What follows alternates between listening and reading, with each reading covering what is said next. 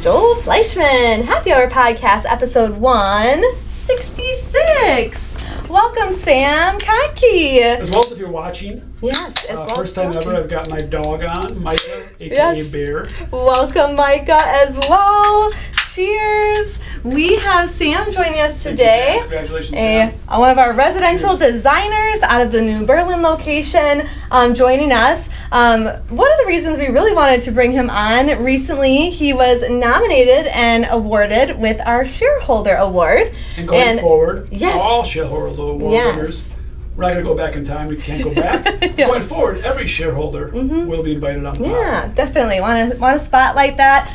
What that is, if you're not familiar, our team is, but it is a monthly formal recognition program that we have in place, and we actually changed it to shareholder very intentionally because we are all co-owners and shareholders here, and we've really asked our team to think and act like owners. And Sam, you've been doing that, I'm sure, since your beginning here at Drexel, but really truly highlighted recently. I'm curious, I haven't worked with you very long, but I would love to know kind of your bio, background, journey to Drexel, and then we'll kind of get into what that looks like today.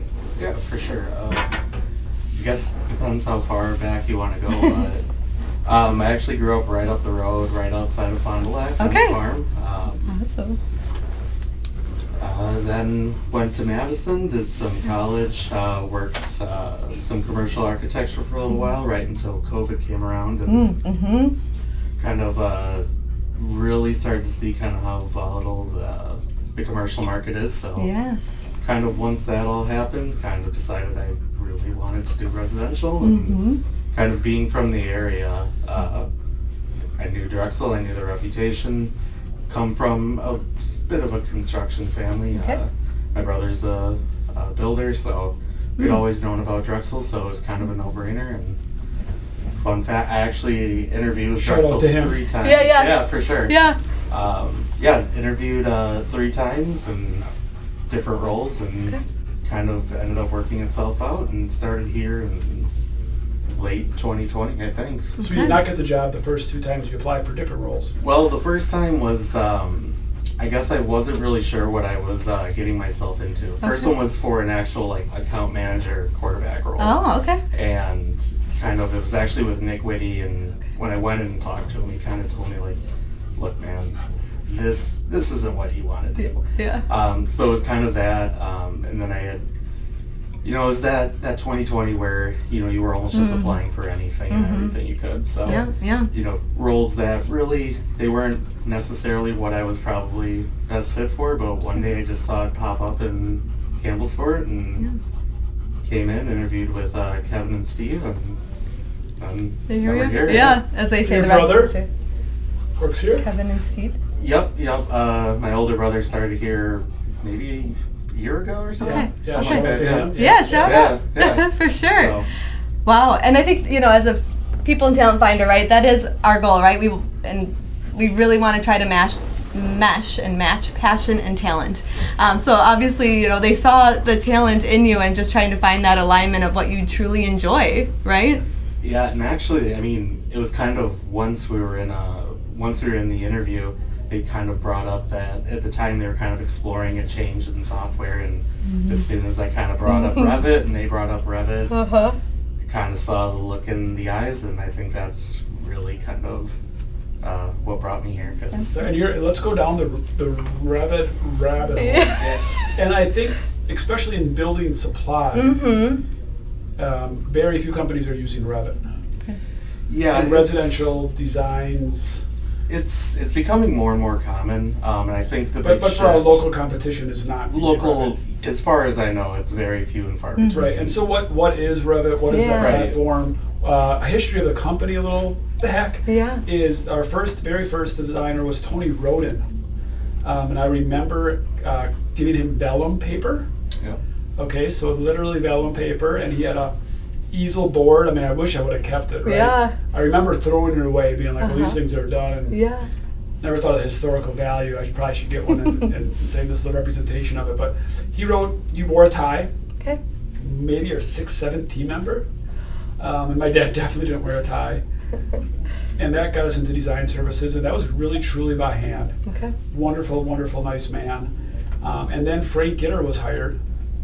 John Gitter, shout out to him. Yes, Frank retired yes. with us, and he was the first. And my dad said, we need to have you bring computers to our organization, to our Yes. company. So he brought in the first computer, Okay. and we used AutoCAD. And Frank did a great job with that, and it's an interesting path. I learned AutoCAD. I was a designer for a number of years. I would drive truck. We wouldn't have enough deliveries, and I would jump in with Frank and draw plans, and Wow. did not know what I was doing, did not go to school for it, but I believe all those homes are still standing up, so that's a good thing. Good And I would meet with clients. I would just draw the plans for Frank. Yeah. And we had AutoCAD a very long time, talked about switching, which brings us to Sam's takes the job. Yes. I think at that point, maybe we had a Skunk Room thing, we called it. Yes. I guess where does that take us to that Yeah. time period? Right. So, I mean, What is Revit, and then Yeah, what was for your sure. journey? Sure. well, so Revit, think of AutoCAD design for architecture. AutoCAD still very much so an industry standard, but it's kind of more of an engineering side of things. When you get into Revit, it's the industry standard, whether that's a good or a bad thing. All It's the a way, good thing for recruitment and talent because they're familiar Absolutely. with Revit. Yes, it is. Yep, and kind of over the last probably 6 or 7 years, it's where Revit has kind of been the standard that's been being taught in colleges, which I think is And I think that's where all the The right money and move. our research and development is being dumped into, not AutoCAD. For our industry, that money and technology is being dumped. And funds are being dumped into Revit for improvements, I feel. Yeah. Having learned both AutoCAD and Revit, I mean, I wouldn't honestly work a job where it was AutoCAD anymore because Revit is such a powerful, such a useful tool.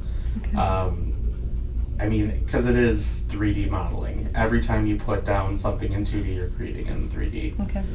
With AutoCAD, as you create a door, you're creating it with lines. When you create a door in a system like Revit, you're actually placing that door, which we've pre-made, which is kind of that Skunk Room, and then it's able to be seen in elevation, 3D plan, section, everything right there. So it just really saves time on modeling things out. Once you put the model together, as long as we're doing our job on our end as far as the management part, pretty much you can create any view you want right out of it. So yeah, when we kind of first started, at the time we were on soft plan, which is kind of it's geared towards residential design, but its limitations are kind of in residential design. So kind of it was that switch over from soft plan to Revit, and one of the big things that kind of inspired that was us wanting to jump into kind of the rendering side of it, and kind of how Revit was able to speak to a lot of these rendering softwares. I think we which- saw the future, Yep, which we're still going forward with. I mean, a lot of times residential takes cues from commercial, and Revit had become the absolute industry standard in commercial as far as exporting to different MEP subcontractors, structural subcontractors, interior design, and then even into rendering. If you want to get something rendered that's drawn in AutoCAD, there is no exporting a model, sending someone a model. They have to take it and redraw it within their program. With Revit, we're able to just take what we drew, send it over to our virtual designers, and it's not a ton of work to create a really, really cool rendering out of it. Yeah, let's talk a little bit, or a lot about the Skunk Room. You got hired here. 3 months in, we pulled you out? Or immediately? So it was kind of a weird introduction. So remember, height of COVID, there was not computers. So actually when I got hired, I ended up working in the yard in Kiel for about a month. Okay. Kind of That makes cutting sense. teeth. Yeah. Yep, and actually, I mean, looking back, I really, really did like that. I got to meet builders, got to meet everybody. I slept better than I ever have. Yeah. That little manual labor. Yeah. Outdoor air. Yeah. Yep. And then then I got the call that my computer had finally come in. I came in, started working, started learning that soft plan, and then Soft Plan, which was a version of AutoCAD, right? you know, I don't know who owns soft plan. I think it's kind of their own. But it's thing. like a platform aligned with not aligned with it. It mirrors, I should say. Yeah, Okay. it's a AutoCAD. very simplified kind of Yeah, modeling yeah. software. It's But something that's like much easier to learn than a Revit. You know, it's just you could download it at your house, and in a couple of weeks you could probably be pretty proficient at it. yeah, it Okay. spoon feeds you a lot. Uh-huh. There is definitely a learning curve to Okay. Revit, but when you think about the fact that you can make a 24 by 24 garage, and then you look at the Burj Khalifa was also created in Revit. It's that wide of a Wow. range. You know, outside of a couple of outliers, you know, Revit is getting used pretty much in every architectural firm. So Okay. we might as well kind of get on board, and we're just scratching the surface. But anyways, like, yeah, did soft plan for about a week, got COVID, 2 weeks was out, came back, and they told me don't bother going to Campbellsport, you're going downtown, and we're going to start on Revit. So it was me, and I think 2 or 3 other people. Amber, Amber, Okay. show it to her. Tommy. Yeah. Hi, Tommy, show it to all them. Oh, Still with our, all yes, of our companies all, still. yeah. Yep. Mhm. Yeah. So I mean, at the time we were just kind of messing around with Dan Windows. Evers, And, who's yep. not with us anymore, but Yeah. so what? Just a little sidetrack. If you're not familiar with the word Skunk Room, and Yep. we've done a Skunk Room a few times in our life. Andy and I, the COO, have been really talking about perhaps doing another Skunk Room for AI development at our company. What a Skunk Room means by its actual real life title and how that happened was in World War II, the United States was losing the battle. Germany just simply had better planes. So they needed, like, things just happened. You know, a sense of urgency breeds innovation, right? And all that stuff. The war's not good at all. There's nothing good out of war. But that sense of urgency draws real life action. So they took a bunch of engineers, I believe in California, and said, hey, we need a new plane to win the war in like 90 days, which is like, right, this is no technology, this is 1940s. So they got a big white tent. They were told not to tell anybody they were working on. And the tent, because it's white, moisture, hot, heat, it was really hot in there. Guess what? It stunk. So they call it the Skunk Room. Got it. And because of that, that's all they worked on. That's all they thought about. They were not allowed to talk to anybody else at the company. Not allowed to talk to say anything they were doing, and they could just think. Right? No distractions. No distractions. No team meetings. Nothing. Like, that's your objection. So that's what a Skunk Room is. And they did build a plane. I don't know which one. You can look it up. And that did help to assist to win the war. Yeah. So people have copied Skunk Room, Skunk Wars, Skunk Works is the name of a company, right? That really. So we went there with Dan Evers, no longer with the company, but we went there during COVID of like, hey, let's actually, things we've been talking about for a decade, let's use COVID as an opportunity to really move the mountains. So yeah, we took them off a grid, and you guys did not reemerge for how long? About a year. A year. So again, Oh, let's think wow. about the development that other companies aren't doing that Drexel does. This is a little advertorial, but it's actually, I can see the same thing. It actually is super true, and how excited and the ramifications for BDC and what you do are still being used. We took 4 people, let's just say $50,000 a year, that's low, right? So 4 times 50 is $200,000 a year for a year of just straight labor, and we had no idea if it was going to work or not. I mean, I remember coming up to you guys. End there. I mean, it didn't end there. I mean, we're still developing it. Yeah. But I remember coming up and talking to you guys, right? And you guys would just be like, pie-eyed some days and overwhelmed and skunk-roomed out, right? Like, they're not getting any. Nobody's Interaction. leading them. Yeah. Nobody's giving them feedback. There's no rollout plan. There's no like, here's the 27 bullet points we need to execute. It was like, just do this. And they had free reign. And sometimes they'd walk up and I'd be like, what are you guys doing? And it'd be like 3 weeks later, they're like, Windows. I'm like, what do you mean Windows? They're like, Windows. Like, you were doing Windows 3 weeks ago. That was a Yeah. 3-month process. 3-month Yeah. process, because again, they are building pre-made windows that now they can still use and drop into, because they made them into, I like to say Lego pieces, I guess is a good term. Yeah. Right? Instead of making each window every time, it's like, let's do this correctly on Revit.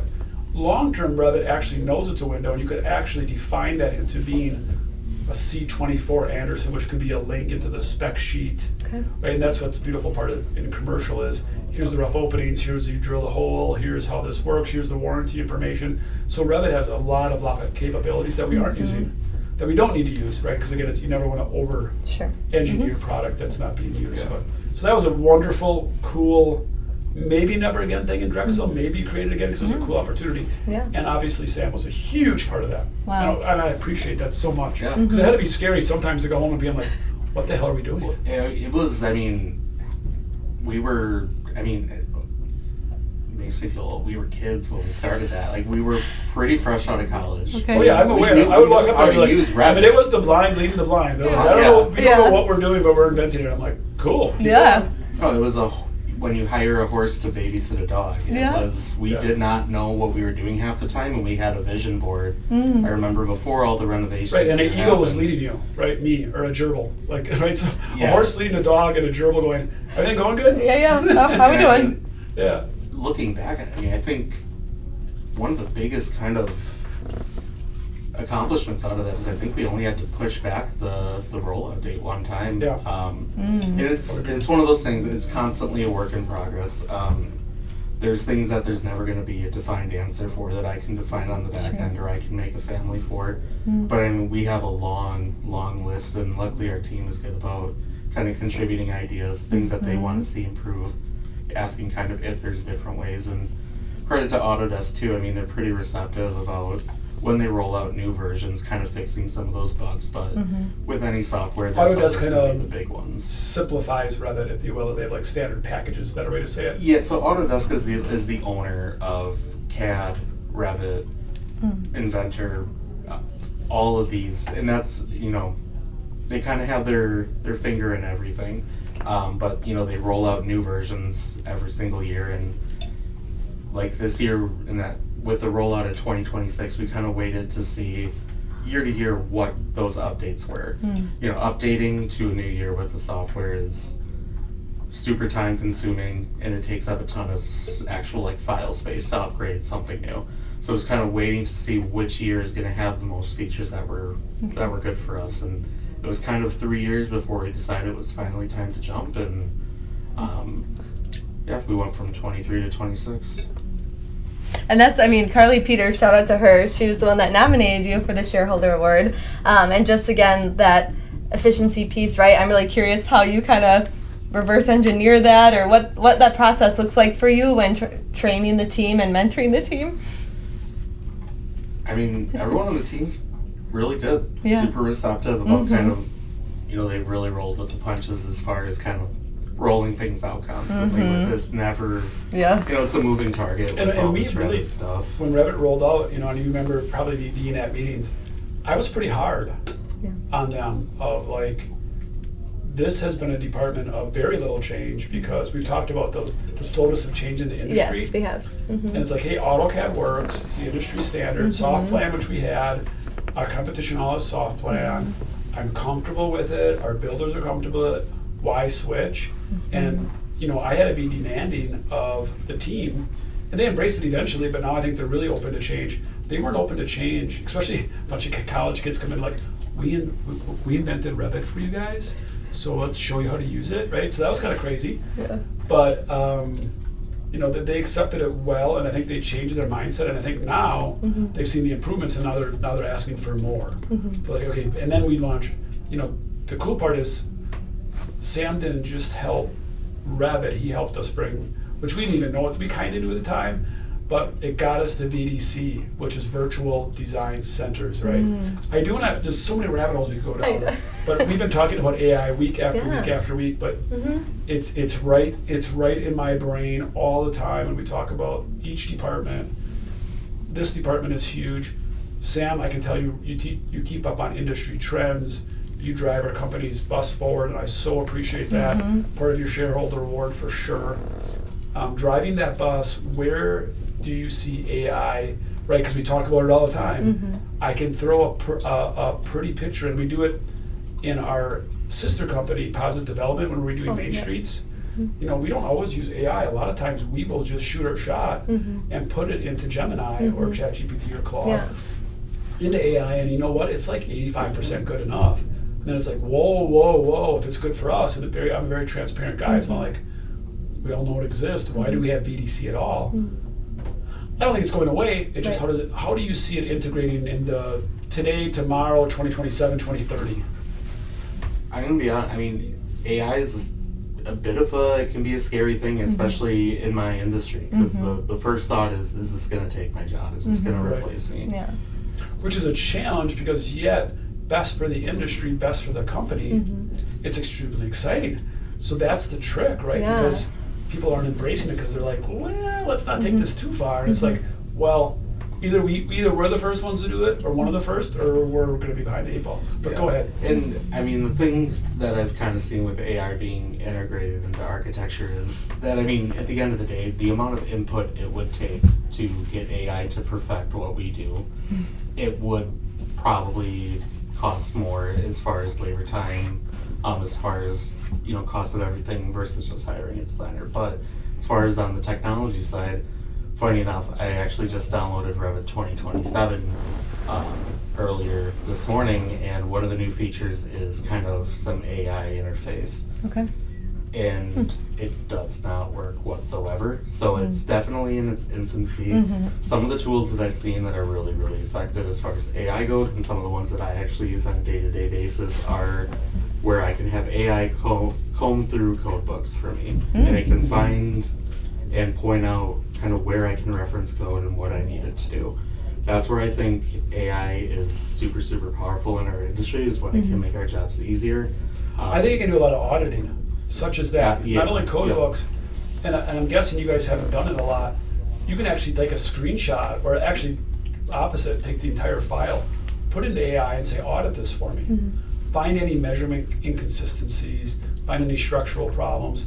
Give me, and again, challenge it. Give me 10 tips and tricks how to make this plan more efficient, right? And I think you can scrub it. It's almost like having a Joel. We talked about a Joel that would help out Frank Gitter. It's almost like a helper at this point. Now things can change rapidly. It has an AI, but at this point, it's kind of. I think we should be using it more in a lot of departments as an auditor. What do you think about that, Sam? Yeah, I mean, definitely. I mean, it's never bad. Second pair of eyes. It's like a second pair of eyes. Yeah. And it's, I mean, if I can get anyone to redline a set of drawings for me without having to wait on it, I'm totally fine with that. Within seconds for free. Yep. Right, it's not, hey, Amber, Yeah. Kevin Soik, run this through when you have time. Yeah. What mood is he in? How detailed it is? Did he actually ever look? How much labor is that costing versus, hey, AI, for absolutely free, within seconds, redline this thing for me, right? Tell me where it's wrong. It's just a matter of teaching it to get to that point, with it being such a specialized set of skills. I mean, I've seen it work for commercial drawings in very small doses, but I guess the industry as a whole in architecture is very, very against AI. So it's hard to kind of find discussions that put it in a positive light. So, but then it's training to it, right? So it's like it's literally it's still training. It's not like you know. I think we failed at as a company a lot. Use AI, right? In other ways, right? I always say, Joel used to say, be athletic, Sam. You know, be a salesman when you're a designer. And you know, Joel, what do you mean be a salesman? Giving you the words and the actual. Thank God we have. Thank goodness and thank God, literally, we have monthly development sessions. So as AI picks up, we can fully embrace it and not have pockets of micro teams using it. Right, like New Berlin uses it really well, but the guy in Berlin does it. You know, well, I don't understand it. I don't like it. Versus, hey, this is how we uniformly are going to grow with it together. Which, well, I think we're going to see. I think we're going to see big changes that we can't even comprehend yet, based on how often we're seeing it improve. We just did it last week. Right? Yeah, we did in real time for sure. Right. Yeah, I'm curious too, Sam. I mean, as a recruiter, right, as a finder here, you know, I get asked a lot, like, what does a day in the life of a residential designer look like? What does success look like in that role? From your perspective, right, and this really amazing team that you get to work with, like, how would you answer that? Like, the success, what does that look like in this team? as far as the success or the day in the life? The success. Yes. Let's lean into that. Yes. I mean, but no. Success just comes from being approachable and being someone that your customers and your builders can rely on, and that they can get along with, and that's going to do a good job at the end of the day. Be straightforward and honest with you. A trusted source. Right? Yes. A trusted partner. That builder really is leaning on you to make it a good experience, right? Yeah. You're right. They're leaning on you because if it goes bad, they may not get the job. So think of that trust factor. Yeah, I mean, right. It's 3-4 months of their life and career and huge dollars, and if that goes wrong, they may not use them as a builder. They may not build. For sure.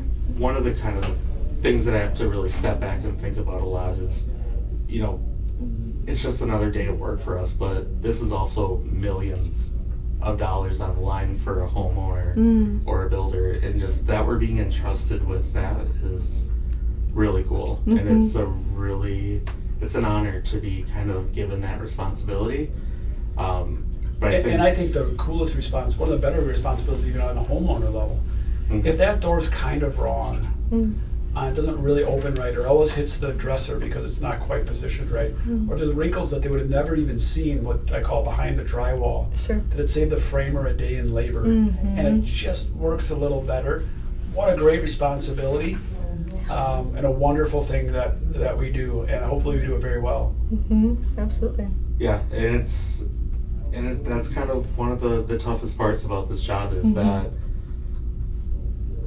it's just a day for us. This is the biggest investment this person's going to make in their entire life. Yeah. And it does it's a lot sometimes, but it does come back to us to try and make every single facet of it perfect. Yeah.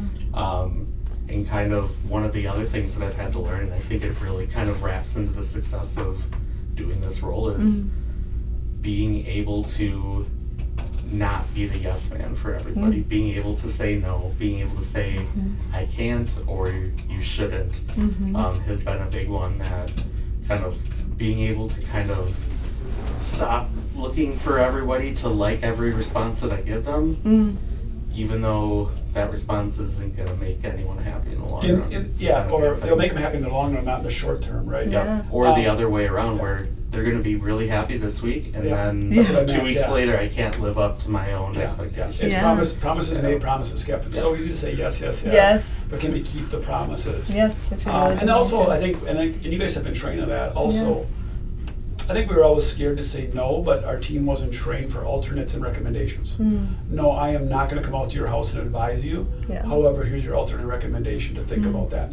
I just had somebody reach out to me through our website into my email, which is totally great. Please call me anytime on my cell. It's listed right on the website. And they wanted to know if we would have a structural designer or somebody in the structural team to know if the solar panels would work on their roof, right? And like, well, did we design it? Like, well, the house was built in 1996. Like, blah, blah, blah. Who a builder I'd never heard of. I'm like, nope. Confidently, I can't help you. Right? Now, I was thinking, at least previously before development days, and Sam, you were probably one of those guys. Well, supply happiness. I can probably, where do you live? And I'm a pretty smart guy, and I don't want to say no, and I can see people on our team going down a rabbit hole to try to make that work for that guy, and probably never even charging, right? Versus it was just a simple no, and he goes, well, I'm just going to say John Smith Construction said it was going to work, and I'm like, dude, do whatever you want, right? So that's where we left it. But again, it's educating people that no is okay is very, very hard. Yeah, for sure. Especially when the mission is supply happiness. Yeah. So it's not no's. It's like, I'm saying not now, and maybe here's an alternate recommendation, or here's a hard no because I'm trying to protect you. Yeah. From your budget. Come back to our commitments. From the builder, from what you think you want versus what you really don't want. Yeah, for sure. Well, go ahead. No, and it's hard coming from this place of just wanting so deeply for everyone to like you. And everyone, right? Yeah. Who doesn't want to be beloved, right? Like, it is, it happened last week where I went out to a site, wonderful conversation. These people were great. We started talking about the actual project. We started talking about the numbers, and it wasn't a good feeling to drive away from that house knowing that I'm not probably going to be drawing that up. They're not going to be building what they thought they were going to do. But at the same time, as bad as it feels right now, I would just be wasting everyone's time if I told them, I think this will cost 40 grand. I draw it up and then the bid comes back at 200. Like, that's not making them like me anymore either. Yeah, correct. Right, yeah, for sure. It can't all be perfect. That's good.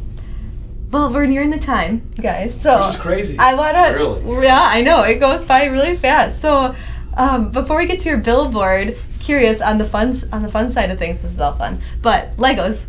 You mentioned Legos. I'm sure you like to build some Legos in your spare time. Yes. You have no idea. A lot of Legos. What you working on right now? Honestly, right now, I don't know. Legos are stupid expensive. They are. I have not bought a new set since the the Trevi fountain came out, but did recently see they announced that there's going to be a Sagrada de Familia coming out. It's a 10,000-piece set. And Look at his face. Look at his face. I know. I'm very excited, but 10,000. fiance is not gonna like what it does to the wedding budget because it's gonna be $1,000. See, it's ROH, return on happiness. Yeah. Well, let's do this. Okay. Jules, we're gonna get him a set for coming on. Yes, we'll do So, that. We'll hook you yeah, up. Jules, For you sure. use the Drexel's Yes, house? you're gonna have to help me out with that. Yeah. I'm sure you can send you a link. That'd be So great. I trust you both. We'll get that done. Yes, I will take care All of right. that. So thanks for coming on. For sure. That's Really. our wedding gift / thank you for coming Yeah. on. I'm sure 100%. she'll appreciate it. However, there's Yes. one caveat. Sure. That was a little catch when Joel gives Sure, gifts. sure, yeah. You gotta post it when it's done on Communities, which is our That would be internal- awesome. Our internal communication tool. So post it on Communities. Do a little recap when it's done. Yes. So that's great. I have thought about somehow having something like that at the expo. Yeah. Okay. And again, I don't want to do like a 7 to 9 Lego station. That's not going to do anything. Yeah. But like an all-day event or some sort of Lego challenge. So, this is probably 2 or 3 years ago. I came across this guy at the AIA conference who, what he does for a living is he will make you a custom Lego set of whatever, your house, anything like that, and he'll custom make it, 3D printing? no, Printer? real Legos. He goes and orders them piece by piece, does all the instructions. What? Super cool stuff. Dude, that's crazy. I've always thought, I will like, take that contact you information. know, as long as if we're going to offer virtual design, do we have another little checkbox to say, do you want a custom Lego set? Well, do you know, get- Do you want Sam actually, to you know, at watercolor one point paint in it? Berlin, part of the Skunk Room and with Yeah. Dan Evers, we did have 3D printer here. And Oh. we did offer 3D plans for a couple of years, right when we started. Yeah. And that never took off for whatever variety of reasons, but yeah, there's something there with the expo. I'm not sure if it's that guy coming in customizing stuff for you, but something That's about a that. home gift. Something Like, just that like would- I wouldn't be the guy sitting at Legos, but let's say Yeah. you are like, I would rather not talk to people and work on Legos, and it'd be super fun for me. There's something there for sure, but maybe get that to Megan as an Yeah, idea yeah. for the expo. You We could have a can- little Lego room. Mm-hmm. You can weed out people just based on Legos, especially in this position, because as cliche as it is, anyone you talk to in our department, Yes. you're going to get like 1 of 3 answers, and one of them is, I really like Legos growing Geek up. out. Yeah. Yes. It's like, yeah, I mean, 100%. we all Makes tons of sense. Yeah. 100%. Okay, quick. What's like the biggest set you've done? How many pieces? I mean, when I was a kid, I'm sure there was some Yeah. really big ones, but honestly, Yeah. nothing is really crazy. I did Okay. do one of those poor financial decision, one of those big like The one super we just big got set. you. I'll send you some big Okay. ones. But no, there was a pretty sick Bugatti that I got. It was Okay. like one of the sets were with all the working pieces. Yeah. You know, it had a transmission, an actual engine. That was a cool one. Wow. For sure. Unreal. And now, ever since Beyonce moved in, they're all kind of tucked into the built-in. No one can see how cool Okay. they are. Yep. Yeah. My son's big They're into not on it. your main display on the kitchen counter. Yeah. No. No. They used to have such a cool place. Look at him dream. The All right, merge. all right. Okay. Billboard question. What's on your billboard, Sam? Okay. So I was thinking about this. Yeah. I mean, I always think one of the biggest issues is with residential design is I don't think a lot of people know that we exist, especially from in the markets down by us, down in Milwaukee. They assume if we want to build a new house, I got to go to some big architecture firm. I got to go call a commercial firm. So I mean, I think it could be as simple as like big into just big cheesy things of like more than 2x4s, and then you put a picture of a garage and then a picture of one of the 10,000 square foot monsters we do, and then we can do it all. Or Yeah. A company guy through and I was just through. gonna say this. that- This is is the that something advertising. else? Wow. Yeah. we Yeah. can design where you slumber and supply you your lumber. Oh. There you go. Okay. Design you your Cheesy. slumber and give you Say it one more time. supply you your lumber. We'll design where you slumber and supply you your Look lumber. at you. I like it. That's great. Awesome. Megan, he's coming for you. For sure. No. I'm Thank- watching a lot of Mad Men. There you go. Inspired by Bamba. There you go. Wonderful. Awesome. Thank you so Awesome. much for your time, What a Sam. unique guy, Jules. Truly We're so appreciate it. honored to work with you. Thanks Yeah. for coming on, buddy. Thank you. God Cheers. bless. Yeah, Peace and love.